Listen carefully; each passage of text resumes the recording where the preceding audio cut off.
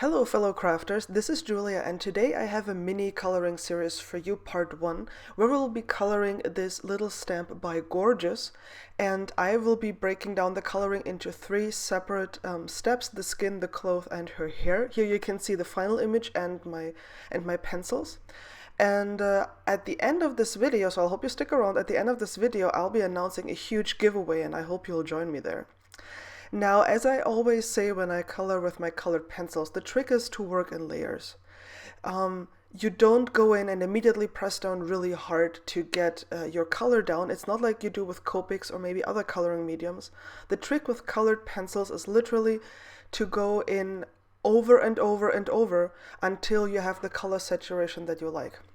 And you can see here that I'm putting down only the tiniest bit of color to indicate where the darkest areas will be, and now I'm coming in with my next color, going over the previous color and blending it out a little bit towards more the center of her face and her arms, where the highlights will be. You can see that I repeat this on every section of her body where the skin will show, and I'm even able to add a lot of detail to her fingers, and you will see in the very end, when I'm done with the coloring, that adding those tiny details on her fingers is really worth the effort. And I'm still on my first layer here. The coloring process is sped up ×4, so I think doing the skin actually took me about half an hour in total. And I'm applying the last color of my first layer here. This is an eggshell color, I think. Oh, actually the last one is white, where I go over everything. Still very light hand, not pressing down hard. And I think I will be listing all the colors in the video description or on my blog. Now for the second layer, you basically do the same thing again. You go in with the color that you've used previously and just intensify it. You're still not pressing down hard. You're still just doing it very gently. And I have jumped ahead here on my second layer to the last color, to white. So you can see that I have smoothed out the colors just a tiny little bit. On the third layer, you guessed it, it's the same. You go in with the very same colors and now you start to applying some more pressure. You can see that the color is quite intense when I put it down, and I'm using little swirly motions to mix the colors, to blend them together so you have a nice gradient from the darkest to the lightest. And I know her face looks incredibly dark right now, but once we're done with the coloring and we've done the hair and everything, you will see that it actually looks quite okay. You can see here I'm going in with the white, going over everything to blend everything together nicely. And even adding some pink in her cheeks.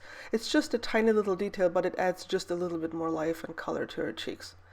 And if you direct your attention to her arms and her fingers, you can see that just by adding a tiny little bit of color on her fingers, you can make them look really dimensional. They don't look like flat two-dimensional objects, they really look like round fingers, and it's really not a lot of work.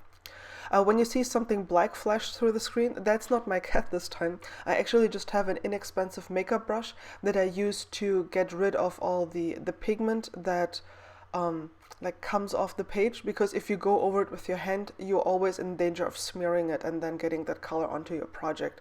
So just have an inexpensive soft makeup brush ready, or a feather, and then you can just brush this off. And the good thing here is, as you can see, you can come in numerous times and just work the color until you're satisfied with the saturation that you get. And obviously here I'm doing the same, intensifying the color in the shadows and then just blending this out. And again, you can see on the fingers just how much of a difference it makes to actually just add a tiny little bit of color there. At first you might think, is that really worth it? Will it really show? It does show. It's really worth it. And that is what I like about my colored pencils. I am able to add an amount of detail that I would otherwise not be able to. Like, I couldn't do this with Copics. I'm just not good enough to do this with Copics. And here you go. Here you have her dimensional fingers. And at the very end, I'm going over everything with white, blending it together, and even muting the colors a bit. So that's the image that's the final image, and you can see that her face doesn't look dark at all in the final image, and we'll be getting to the rest of the image in future videos, so subscribe to my YouTube channel to not miss out on anything. I also have a huge giveaway going on with coloring mediums. Some of them are used, but I'm not using them anymore. So if you want to win any of these sets that I'm giving away, please hop on over to my blog. The link is in the video description below, and check out how you can win. Thank you so much for watching, and I'll see you again soon. Bye bye!